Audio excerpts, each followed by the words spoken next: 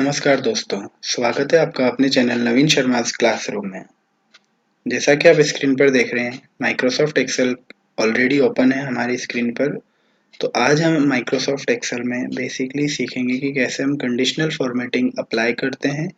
साथ ही साथ ये काम करने के लिए जो हम आज का जो टॉपिक लेने वाले हैं वो हम करेंगे कि हम एक 10th क्लास के 5 स्टूडेंट्स का रिजल्ट प्रिपेयर करेंगे और according to that particular result we will apply the grading for the students and उस ग्रेडिंग पे ही हम फिर क्या करेंगे बच्चों की कि कंडीशनल फॉर्मेटिंग हम अप्लाई करेंगे। तो करते हैं आज के सेशन की शुरुआत और सबसे पहले हम डेटा तैयार कर लेते हैं। तो यहाँ सबसे पहले मैं हेडिंग दे देता हूँ कि result of class 10th session 2020। फिर सबसे पहले रोल नंबर,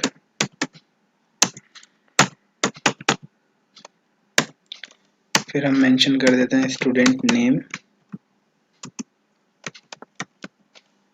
उसके बाद हम दे देते हैं स्टूडेंट नेम के बाद हमारा जो अगला है वो होगा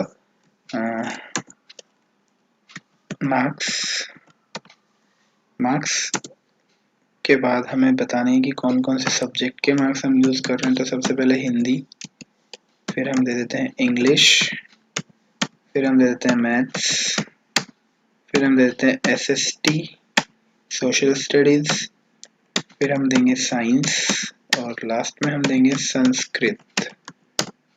ये हमने मेंशन कर दिए। अब फिर हम मेंशन करेंगे यहाँ पे टोटल मार्क्स ऑब्टेन्ड।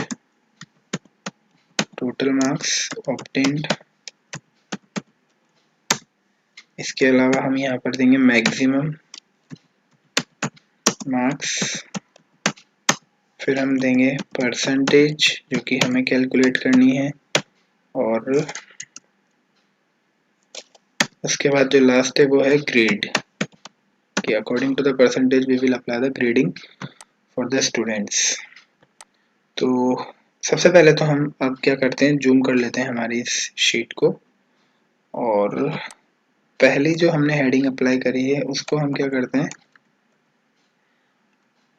मर्ज कर लेते हैं using the merge and centre option. इसको हम बोल्ड कर लेते हैं, थोड़ा सा हम इसकी फॉन्ट साइज इंक्रीज कर लेते हैं। अब रोल नंबर, स्टूडेंट नेम, तो इसको हम फॉर्मेट कर लेते हैं थोड़ा सा फटाफट से, और टोटल मार्क्स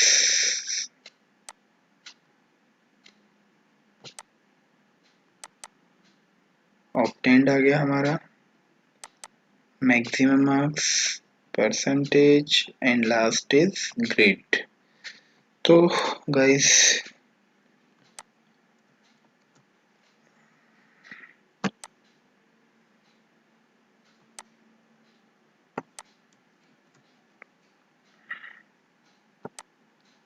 फटाफट से मैं इसको फॉर्मेटिंग पे कर लेता हूँ जल्दी से, ताकि हम हमारा आज का जो मेन टास्क है वो स्टार्ट कर सके।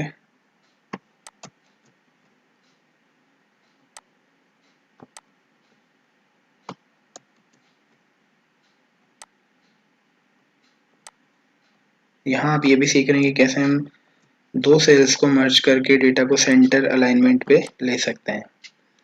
तो हमारा काम कंप्लीट। अब हम स्टार्ट करते हैं रोल नंबर 1। स्टूडेंट नेम हम टाइप कर लेते हैं, suppose that we are going to enter the data for student whose name is Ajay Sharma. Hindi के मार्क्स 78, 79, 80, 81, 82 एंड 83। उसके बाद नेक्स्ट स्टूडेंट का जो हम नाम दे देते हैं वो है भरत सिंह। इसको हम दे देते हैं 56, 57, 58, 59, 60 एंड 61। थर्ड नंबर पे हम जाते हैं और नाम दे देते हैं हम चेतना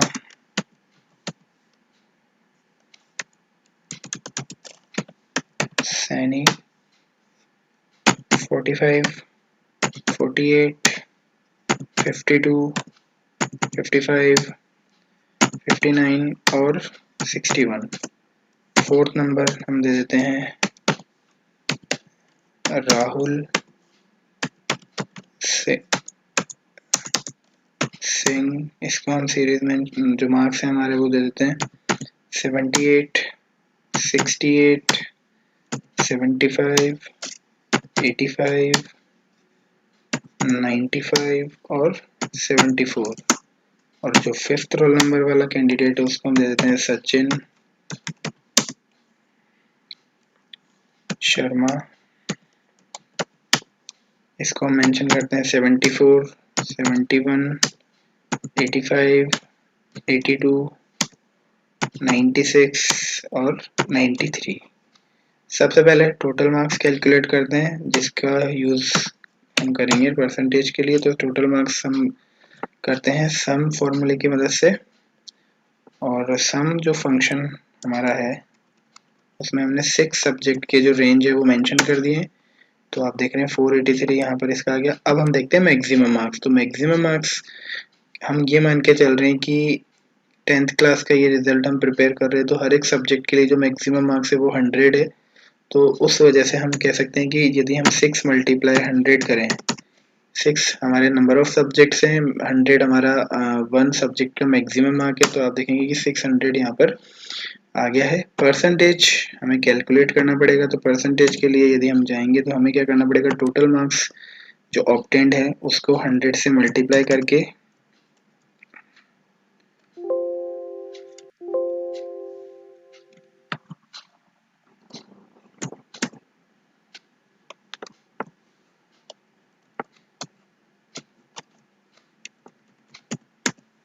जो 600 यानी कि मैक्सिमम मार्क्स है उससे हम इसको डिवाइड कर देंगे। इसको थोड़ा सा हम एक बार सही कर लेते हैं क्योंकि डिवीजन का साइन मैंने नहीं लगाया, इस वजह से ये प्रॉब्लम थी। तो आप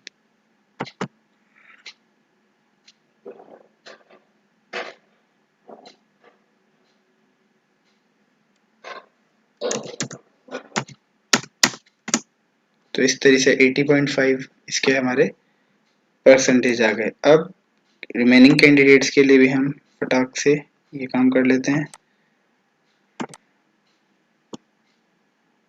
परसेंटेज भी हम ले लेते हैं सभी की।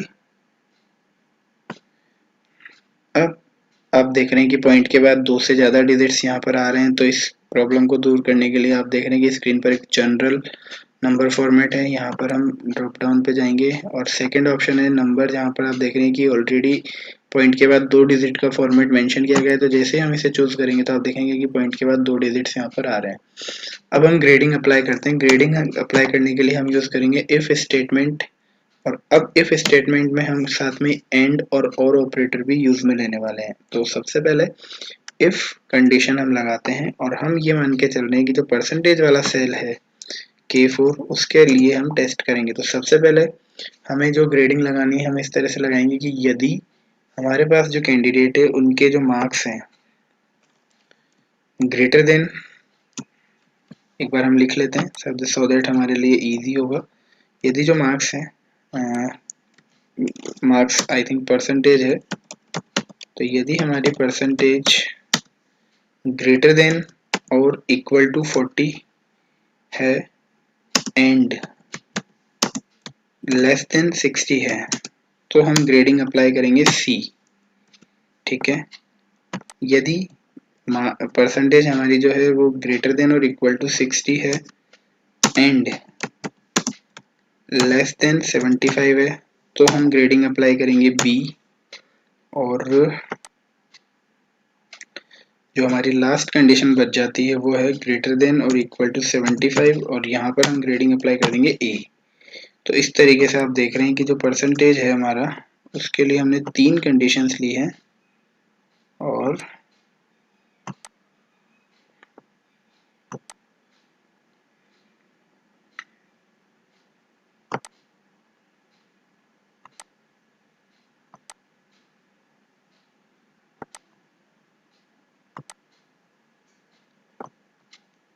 तो अब इस चीज को हम इम्प्लीमेंट कर रहे हैं हमारे ग्रेड वाले कॉलम में using if statement. If bracket, अब सबसे पहले हम फर्स्ट कंडीशन अप्लाई कर रहे हैं तो एंड हमने ऑपरेटर काम में लिया, जैसा कि आप देख रहे हैं ड्रॉप डाउन में भी एंड आ गया है।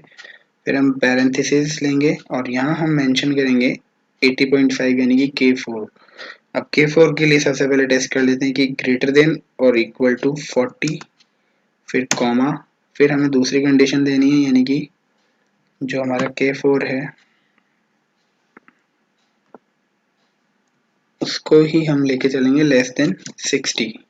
ठीक है गाइस, यदि ये कंडीशन फुलफिल होती है तो हम सबसे पहले तो इसको पैरेंथेसिस को क्लोज कर देते हैं, फिर कॉमा लगा के यदि ये कंडीशन फुलफिल हो जाती है तो हमें मेंशन करना है ग्रेड सी। अब जो रिमेनिंग पार्ट है, यदि मान लीजिए ये कंडीशन सॉल्व नहीं होती, ट्रू नहीं होती, तो कॉमा लगा के अब हम आगे इफ ऑपरेटर ही यूज करेंगे, इफ कंडीशन स्टेटमेंट ही यूज करेंगे और पैरेंथेसिस लगा देते हैं, एंड ऑपरेटर यूज करेंगे। Again we will test K4 और अब हम सेकेंड कंडीशन यूज करने वाले हैं कि यदि K4 की वैल्यू 60 से ज्यादा या उसके बराबर है या फिर K4 की वैल्यू 75 से कम है तो हम क्या करने वाले हैं, हम देने वाले हैं ग्रेड बी। और लास्ट जो है हमारे पास ऑप्शन बच जाता है कि यदि स्टूडेंट की परसेंटेज यानी कि K4 75 से या उसके ज़्यादा है या उसके बराबर है तो हम क्या ग्रेड देंगे यहाँ पे स्टूडेंट को, ग्रेड ए। अगर ये कंडीशंस फुलफिल नहीं होती तो फिर इसका मतलब जो स्टूडेंट है वो डिजर्व करता है ग्रेड डी, या यहाँ पर हम सिंपली कहें तो इसको हम फेल्ड मान सकते हैं हमारे स्टूडेंट को। अब ये कह रहा है कि we found a type in your formula and tried to correct it to, ये ऑटोमेटिकली करेक्ट करने के लिए कह रहा है तो we can accept the correction. तो आप देख रहे हैं कि 80.50 पर ग्रेड हमारी ए आ रही है। यदि हम इस चीज को आगे तक कंटिन्यू करें रिमेनिंग स्टूडेंट्स के लिए तो पता चलेगा कि 58.60 पर सी आ रहा है, 53.30 पर 33 पर सी आ रहा है, 79.17 पर भी सी आ रहा है और 83.50 पर भी ए आ रहा है। यदि कोई स्टूडेंट सपोज दैट हम किसी के मार्क्स अगर कम करें 40, 41, 12 और जो दूसरा है उसको अगर हम 0 कर दें तो आप देख रहे हैं कि 39.83 पर वो स्टूडेंट फेल हो गया है। तो इस तरह से हम अगर देखें तो हमारी जो कंडीशन है, अब देख रहे हैं कि ए जो 80.5 है उस पर हमने यही दिया था, 75 से ज़्यादा वाली वैल्यू पर ए आएगा, 60 से कम पर सी आएगा। और यदि हम किसी स्टूडेंट के मार्क्स यहाँ पर सपोज दैट बाय मिस्टेक ज़्यादा हो गए एंटर, यदि हम उसको कम करें तो आप देख रहे हैं कि साइमल्टेनियसली जो डेटा है वो भी अपना काम कर रहा है और फॉर्मूले जो हमने अप्लाई करें वो भी अपना काम कर रहे हैं।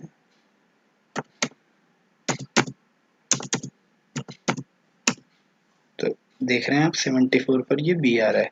तो ये तो हमने ग्रेडिंग अप्लाई की। अब जो हमारा जो टास्क है वो ये है कि हम यहाँ पर कंडीशनल फॉर्मेटिंग भी अप्लाई करने वाले हैं। तो कंडीशनल फॉर्मेटिंग के लिए हम सब दो ही कॉलम यूज करेंगे, एक तो परसेंटेज वाला और एक ग्रेड वाला। परसेंटेज वाला जो कॉलम है उसको हम सेलेक्ट कर लेते हैं। फिर आप देख रहे हैं कंडीशनल फॉर्मेटिंग। कंडीशनल फॉर्मेटिंग में हम चाहते हैं कि हम जो सेल्स है उनको हाईलाइट करें अकॉर्डिंग टू देयर रेंज। तो सबसे पहले ग्रेटर देन की बात कर लेते हैं। यहाँ पर हम क्या करेंगे, मेंशन करेंगे कि यदि हमारे पास जो रेंज है उसमें जो डेटा है वो 75 से ज़्यादा है तो यहाँ आप देख रहे हैं कि फॉर्मेटिंग के लिए कुछ प्री डिफाइंड ऑप्शंस है बट हम इनको चूज़ नहीं करेंगे, हम कस्टम फॉर्मेट में जाएंगे। यहाँ पर हम फिल ऑप्शन में जाकर के जो बैकग्राउंड कलर है सपोज दैट हम ग्रीन कलर ले लेते हैं और फॉन्ट कलर हम यहाँ ले लेते हैं वाइट। और भी ऑप्शंस हैं, हम बॉर्डर अप्लाई कर सकते हैं और जो नंबर फॉर्मेट है वो भी हम यहाँ मेंशन कर सकते हैं, बट अभी हम सिर्फ कलर कोडिंग में जा रहे हैं। तो हमने बैकग्राउंड कलर चूज़ किया, हमने फॉन्ट कलर चूज़ किया और जैसे ही हमने ओके किया तो आप देखेंगे कि 80.50 पर ये हमारा आ गया है। अब वापस से हम चलते हैं कंडीशनल फॉर्मेटिंग पर। हम दूसरी कंडीशनल फॉर्मेटिंग लगा सकते हैं कि ग्रेटर देन वाला जो पार्ट है अब ग्रेटर देन वाला पार्ट, यदि मान लीजिए हमने 75 से ज़्यादा लिया था, अब हम लेके चलते हैं 60 से ज़्यादा। 60 से ज़्यादा पर हम क्या कर देंगे, अगेन कस्टम फॉर्मेट लगाएंगे। 60 से ज़्यादा वाले यानी कि बी ग्रेड वाले स्टूडेंट्स के लिए जो हम कलर कोडिंग ले रहे हैं वो हम लेंगे लाइट पिंक, तो नहीं, हम लेंगे येलोइश कलर। और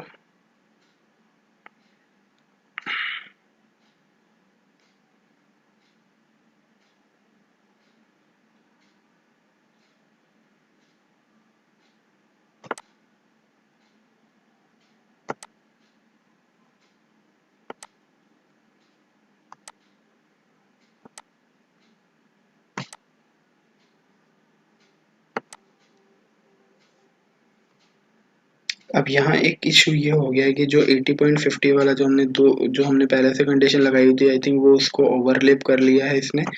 तो इस चीज़ के लिए हम क्या कर सकते हैं, क्या ऑप्शंस हमारे पास अवेलेबल है वो हम चेक कर लेते हैं एक बार।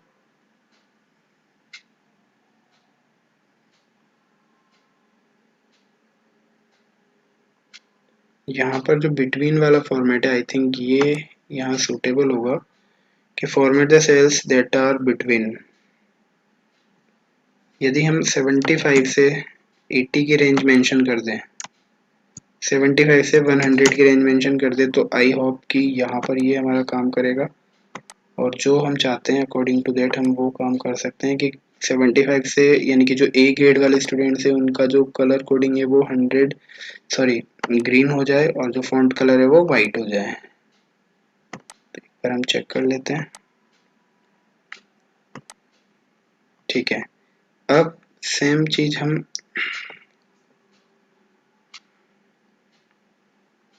देख रहे हैं कि कंडीशन फॉर्मेटिंग में अगेन हम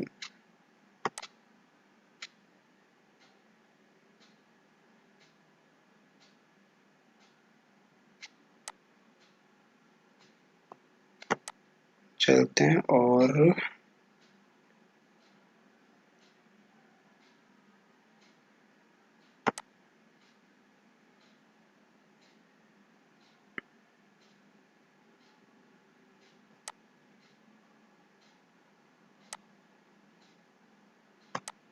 अब देख रहे हैं format only cells with cell value. यहाँ पर हम लगाने जा रहे हैं बिटवीन, और अब हम यहाँ मेंशन करेंगे कि 75 से 100 का हमने ले लिया है। 75 से 100 के बाद अब हम लेंगे 60 से 74.9,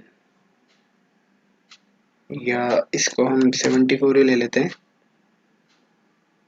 और जब हम इसके लिए फॉर्मेटिंग अप्लाई करेंगे तो फ़ॉन्ट साइज यहाँ ब्लैक कर लेते हैं, background colour of the cell हम येलो कर लेते हैं। तो आई होप ये भी काम करेगा अपना, और जो पहले वाला है वो भी अपना रहेगा। Third one is for grade C, तो वो भी हम कर लेते हैं। मोर रूल्स में हम हमारी खुद की कस्टम कंडीशनल फॉर्मेटिंग मेंशन कर सकते हैं। तो 74 से 65 तक का हमने लिया, अब हम 40 से 59 तक का ले लेते हैं जो रेंज है। और यहाँ पर जो बैकग्राउंड कलर है वो हम दे देते हैं लाइट येलो कलर। जो फॉन्ट कलर है वो हम मेंशन कर देते हैं ब्लैक। तो इस तरीके से आप देख रहे हैं कि जो रिमेनिंग है वो भी हमारा हो गया है।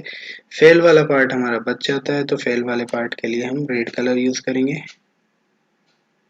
और बेसिकली जो इस चीज को हम ले सकते हैं लेस देन वाले पार्ट में, 40 से कम यदि है तो हम रेड सिग्नल यूज करेंगे, सो दैट स्टूडेंट को पता चल जाए कि यहाँ पर खतरे की घंटी है उसके लिए कि वो फेल हो चुका है। और जो फॉन्ट कलर है वो हम वाइट कर देते हैं। तो इस तरीके से आप देख रहे हैं कि कंडीशनल फॉर्मेटिंग हमने अप्लाई करी और ये कलर। अब हमने जैसा कि कंडीशनल फॉर्मेटिंग अप्लाई कर ली है परसेंटेज सेल पे, अब जो अगली टास्क है वो ये है कि हम कंप्लीट जो हमने हमारा जो डेटा है उसको हम सेलेक्ट कर लेते हैं, उसको हम बॉर्डर अप्लाई कर लेते हैं और बोल्ड कर देते हैं डेटा को, अलाइनमेंट इसका मिडल कर देते हैं। तो इस तरीके से ये जो डेटा है वो एक प्रॉपर फॉर्म में आ गया है, थोड़ा सा डिसेंट फॉर्म में लग रहा है। और परसेंटेज हमने कैलकुलेट करना सीखा, ग्रेडिंग हमने अप्लाई की using the if statement in Microsoft Excel depending on the percentage of the student. और इस तरीके से आज का जो सेशन है हमारा यहीं हम कंप्लीट करते हैं। और आई होप आपको आज का सेशन बड़ा इंटरेस्टिंग लगा होगा। So thank you so much guys, have a nice day.